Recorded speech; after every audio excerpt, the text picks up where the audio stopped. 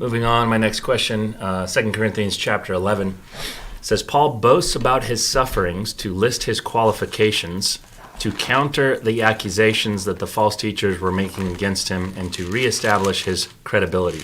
My question is, why didn't he just let God defend him, like Exodus 14:14 or Deuteronomy 1:30? Is there a time when we need to defend ourselves, especially when we are being judged or persecuted by other Christians? I would say that there is not a time that you need to necessarily defend yourself. There is a time when you need to defend the ministry that God gave you. Right. There's a difference.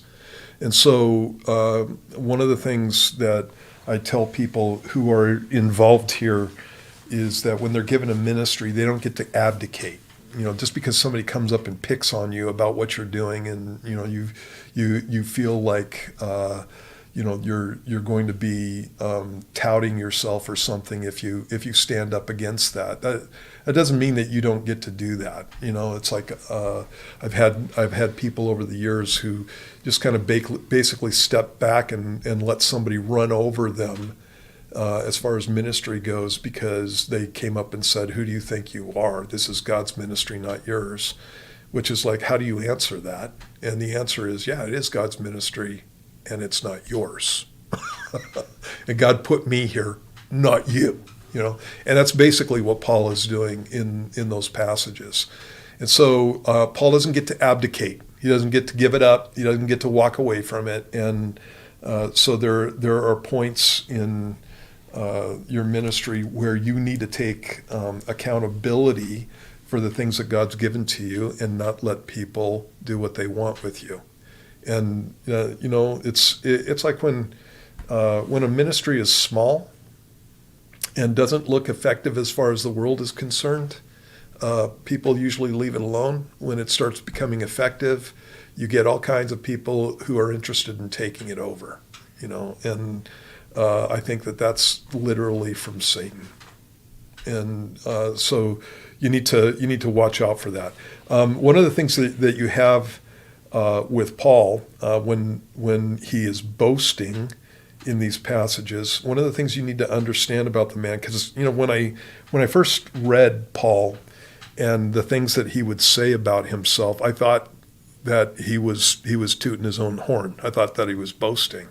But one of the things you need to understand about the man is that he really seriously did not believe that he was doing those things.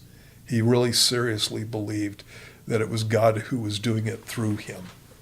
And so when he's boasting about his ministry, he's actually boasting in the Lord.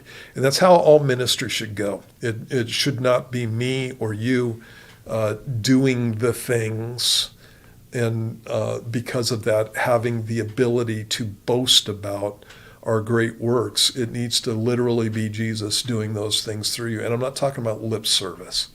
It needs to be literally Jesus doing those things through you so that you have nothing to boast about except for the fact that that Jesus was there. And so that's, again, what needs to be taking place. But yeah, you don't abdicate. If God's given you a ministry, God can move you on from the ministry. He's allowed to do that. He's God. And so you don't get to keep things as long as you feel like. It needs to be something that God is doing in you and with you. And if he moves you on, then you need to move on. And if he tells you to stay, then you need to stay. And you need to be responsible while you're staying. And you need to take care of the things that he's put into your hands. Otherwise, you just get tooled by Satan.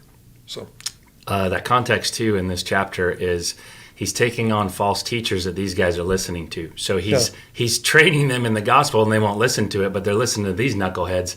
And it's kind of like mocking. Mm-hmm. And so he says in verse 17, "What I speak not according to the Lord, but as it were foolishly in this confidence of boasting." So he goes through there and he goes, "This is pointless.